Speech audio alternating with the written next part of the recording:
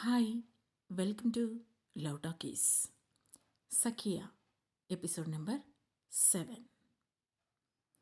అప్పుడే స్నానం చేసి వచ్చిన స్నిగ్ధ అతని అరుపు విని గాబరాగా కిచెన్లోకి పరిగెత్తి ఏమైంది అని నందు చేతిని తన చేతుల్లోకి తీసుకుని అడిగింది.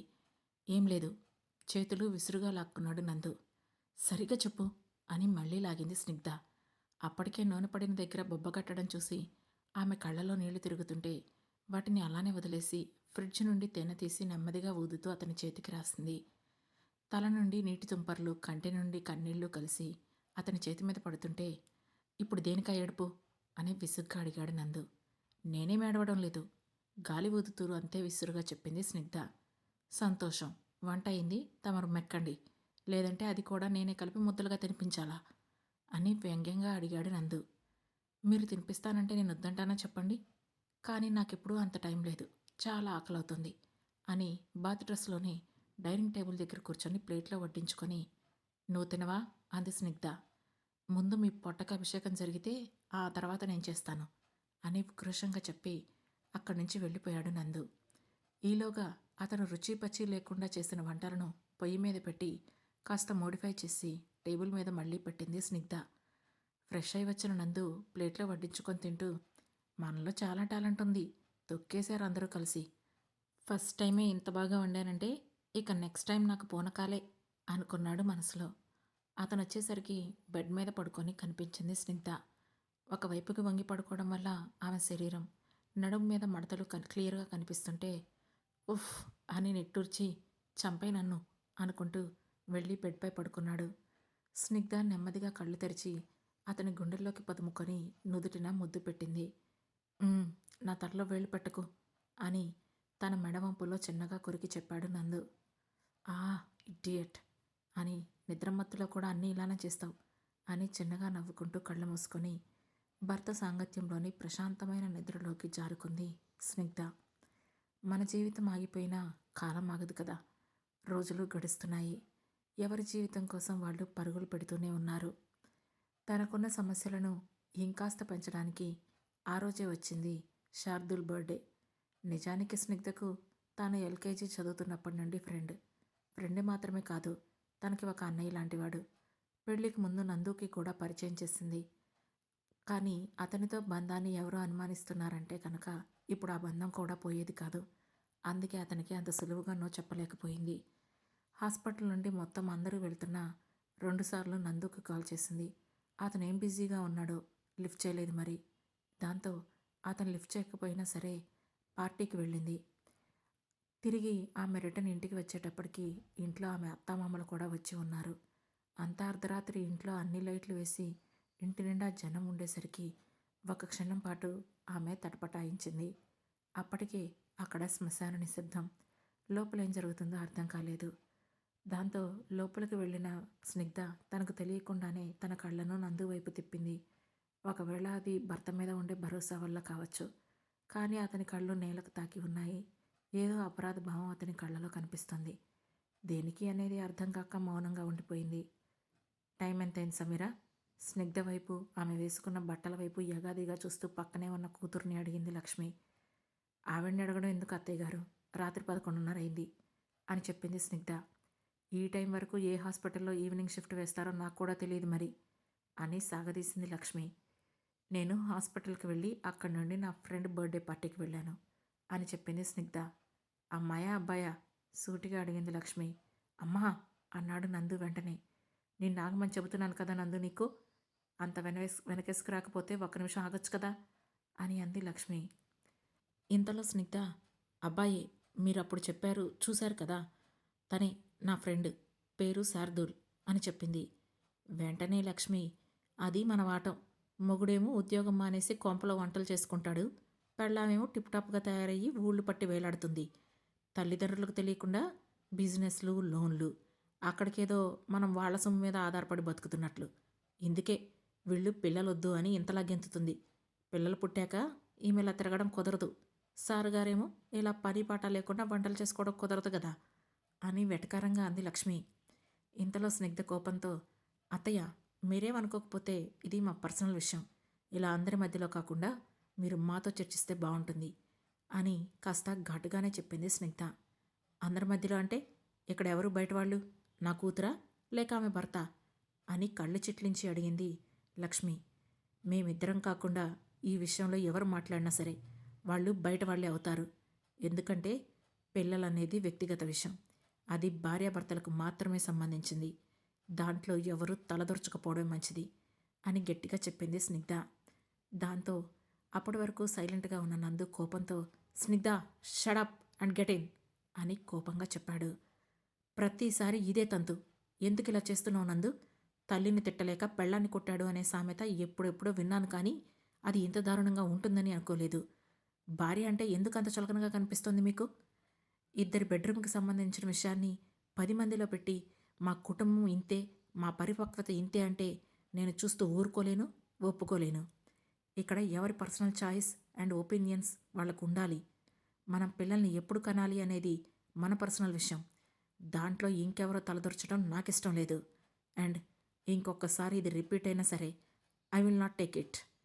ఇందాకటి నుంచి మీ అమ్మగారు మాట్లాడుతూనే ఉన్నారు. మీ నాన్నగారు ఆవిడని కంట్రోల్ చేయడానికి కూడా ట్రై చేయడం లేదు. అట్లీస్ట్ ఆవిడకు ఎదురు చెప్పడం చూసారా? కానీ మీరు నన్నెందుకు ఆపుతున్నారు నందు? నేను మాట్లాడిన దాంట్లో తప్పే ఉంది. అయినా రోజు ఇలా ముసుగులో బతకడం నా వల్ల కాదు.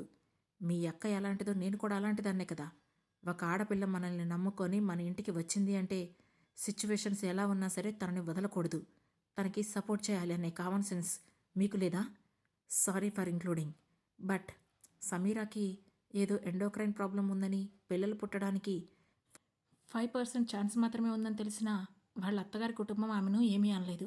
కానీ నేను 1 సంవత్సరం ఆగుదామని అన్నందుకు నేను ఒక స్లట్ లేదా ఇంకేదో, అంతేనా? మనం మన ఇంటి ఆడపిల్లకిచ్చే గౌరవం. అండ్ నందు, నువ్వే మెయిన్గా. నీ కోసం నిన్ను నమ్ముకొని ప్రేమ పంచిన వాళ్ళని వేరొకరి కోసం బాధపెట్టడం తప్పు. తప్పు కాదు, మహాపాపం. నువ్వు అది ఎప్పుడు తెలుసుకుంటావో నాకైతే తెలియదు. బట్ ఫర్ గాడ్ సేక్, ఇది నా ఇల్లు. మా నాన్న నా కోసం కొన్నది. మీరు ఇక్కడికి వచ్చి నన్ను బ్లేమ్ చేస్తూ నా క్యారెక్టర్ మీద బురద చల్లక్కర్లేదు. అండ్ ఈ విషయం కోసమే మాట్లాడడం కోసం మీరు వస్తే మరోసారి ఇలాంటి వాటి కోసం రానవసరం లేదు. ఇక మీరు దయచేయండి అని చేతులు బయటికి చూపించింది స్నిగ్ధ. వామ్మో వామ్మో, చూసావా ఎన్ని మాటలు అంటుందో? ఇది నీ ఇంట్లో నీ విలువ. ఇప్పటికైనా మేల్కొని బాగుపడితే నీకే మంచిది అని విసురుగా చెప్పి తన వాళ్లతో సహా అక్కడి నుంచి వెళ్ళిపోయింది లక్ష్మి.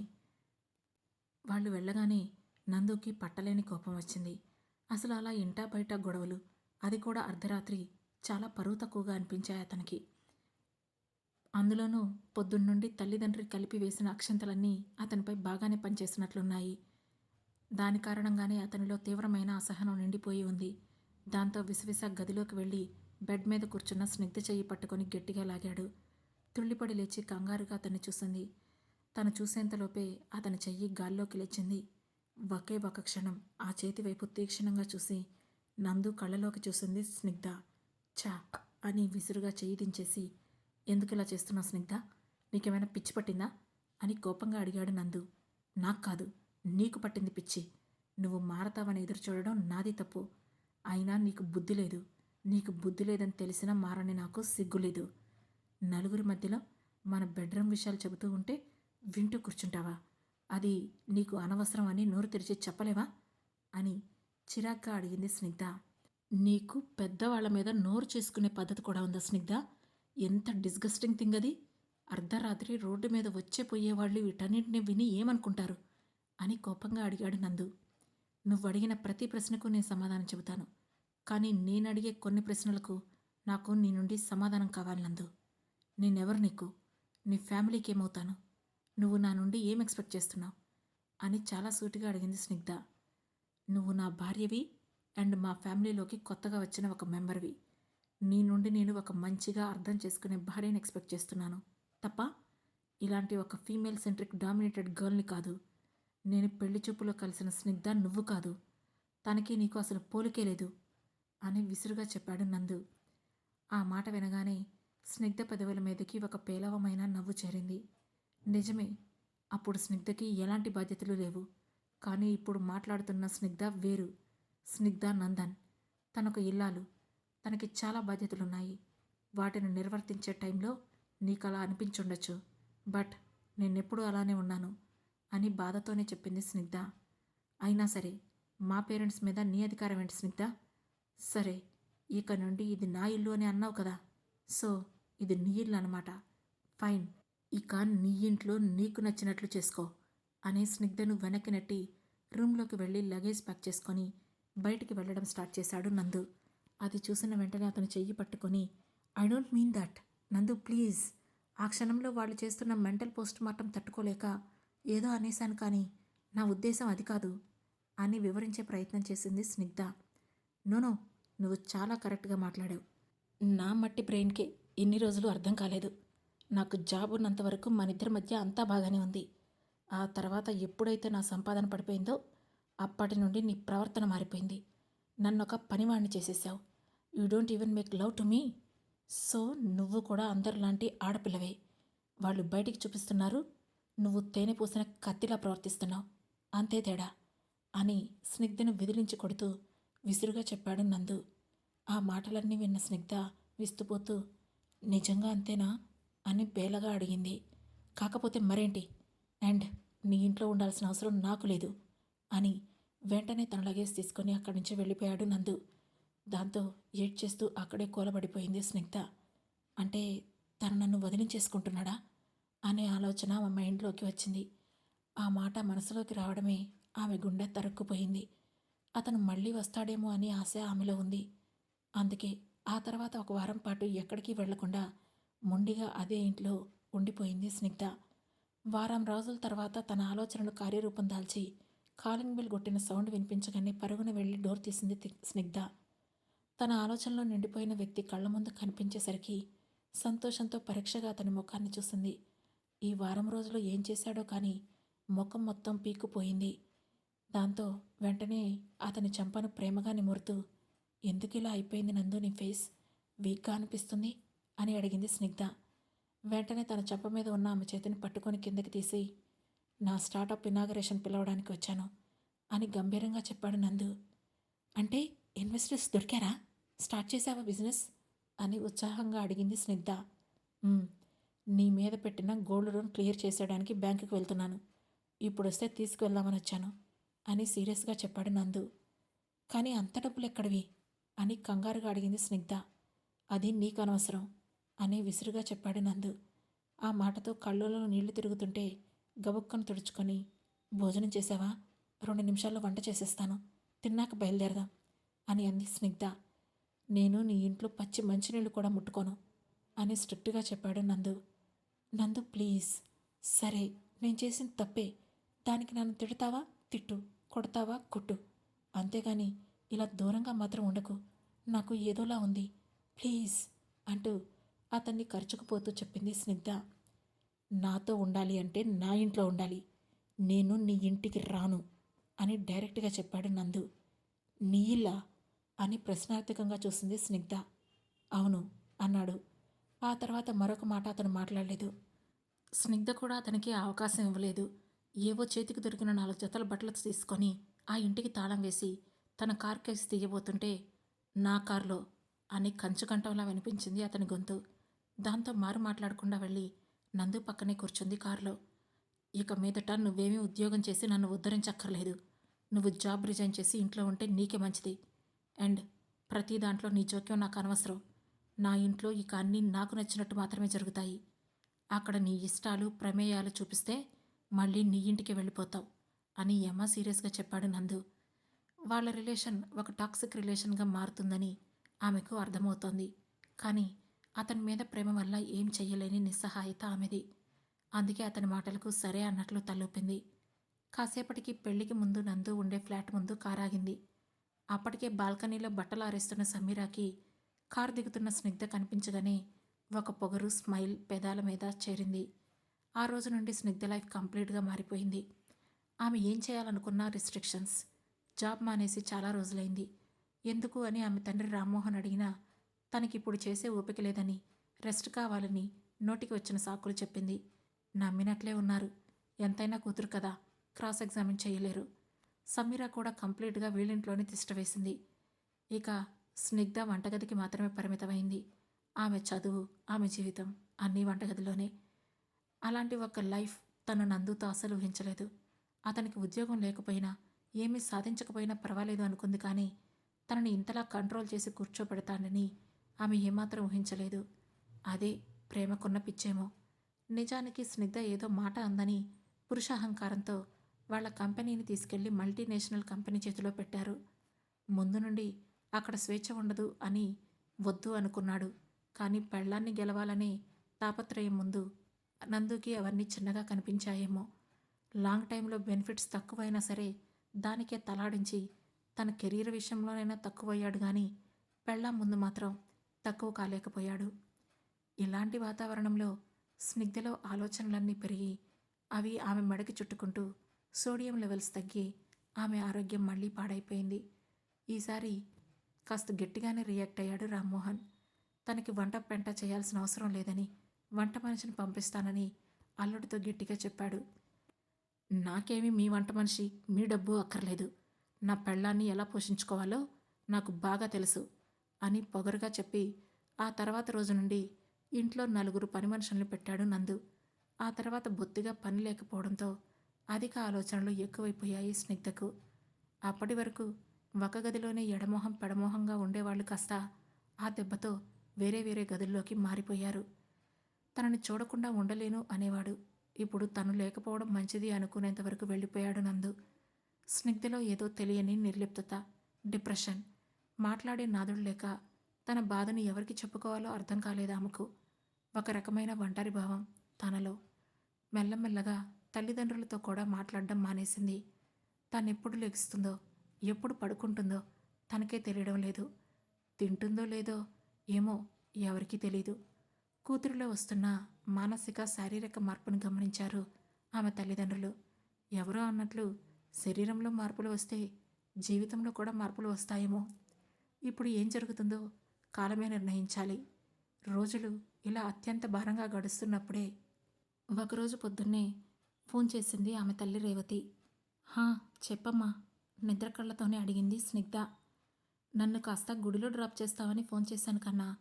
డాడీ ఏమో ఊళ్ళో లేరు, నాకేమో గుడికి వెళ్ళాలనుంది అని అన్నారు చిన్నగా. క్యాబ్ బుక్ చేస్తాను, నువ్వు వెళ్ళమ్మా అంది స్నిగ్ధ. లేదు కన్నా, నువ్వు కూడా రా, ఇద్దరం కలిసి వెళ్దాం అని అడిగింది రేవతి. దాంతో చాలా రోజుల తర్వాత చిన్నగా నవ్వి వస్తానులే అని చెప్పి లేచి స్నానం చేసి బట్టలు మార్చుకుంటూ గమనించింది. తన బట్టలన్నీ తనకు టైట్ అయిపోవడం, ఏ డ్రెస్ కూడా తనకు అంతగా నప్పినట్లు అనిపించకపోవడంతో డ్రెస్ తీసేసి చీర కట్టుకొని తన రూమ్ నుండి బయటికి వెళ్ళింది స్నిగ్ధ. అప్పటికే న్యూస్ పేపర్ తిరిగిస్తూ ఎవరితోనో ఫోన్లో మాట్లాడుతున్నాడు నందు. ఎన్ని రోజులైందో అతన్ని అంత దగ్గరగా చూసి. కాస్త సీరియస్గా మాట్లాడుతున్నాడు ఎవరితోనో. నందు, అమ్మ గుడికి తీసుకువెళ్ళమని అడిగింది, వెళ్ళనా అని చిన్నగా అడిగింది స్నిగ్ధ. హా అన్నాడు వినిపించక. దాంతో మళ్ళీ కాస్త గట్టిగా చెప్పింది, వెళ్ళు అని కొంచెం పొగరుగా చెప్పి, నా కారు తీసుకొని వెళ్ళకు, నేను మీటింగ్కి వెళ్ళాలి అని అన్నాడు నందు. పర్వాలేదు, నేను క్యాబ్లోనే వెళ్తాను అంది స్నిగ్ధ. ఓకే అన్నాడు. కానీ ఆమె అక్కడి నుంచి కదలకపోయేసరికి ఏంటింకా అని విసుగ్గా అన్నాడు. క్యాబ్కి మనీ ఇవ్వడానికి నా దగ్గర డబ్బులు లేవు అని చిన్నగా చెప్పింది స్నిగ్ధ. అప్పటికే ఆమె కళ్ళు సముద్రాన్ని తలపిస్తున్నాయి. ఎప్పుడూ అలా ఎవరినీ తను డబ్బులు అడగలేదు. చిన్నప్పటి నుండి తనకు కావలసినవన్నీ ముందు నుండే సమకూర్చేవాడు రామ్మోహన్. మొదటిసారి అలా ఒకరి ముందు చేతులు చాచాల్సిన అవసరం రాకపోవడంతో ఆమె తలను పైకెత్తుకోలేకపోయింది. నందుకి ఉద్యోగం లేని రోజుల్లో ప్రతీ నెల తను అతని క్రెడిట్ కార్డుకి ఎంతో కొంత మనీ ట్రాన్స్ఫర్ చేస్తూనే ఉండేది. దాంతో అతనికి విలువ తెలియలేదు. కానీ లేదంటే ఆ టైంలో అతను కూడా ఇలానే తన ముందు చేతులు చాచేవాడేమో. ఆమె మాటలు విని సారీ మర్చిపోయాను అని వెంటనే మనీ ఇచ్చాడు నందు. కానీ అప్పటికే ఆమె ఆత్మాభిమానం చచ్చిపోయింది. ఎక్కడో ప్రేమ అనే పొరల్లో దాగున్న సిగ్గు బయటికి వచ్చింది. ఆ తర్వాత ఏం జరగబోతుంది తెలుసుకోవాలనుకుంటే వెంటనే మన లవ్ టాకీస్ ఛానల్ను సబ్స్క్రైబ్ చేసుకొని సఖియా సిరీస్లోని నెక్స్ట్ ఎపిసోడ్ను వినండి. మా ఈ కథలు మీకు నచ్చినట్లయితే లైక్ చేసి, షేర్ చేసి, కామెంట్ చేసి, హై పాయింట్స్ కూడా ఇచ్చి మమ్మల్ని సపోర్ట్ చేయండి. Thank you.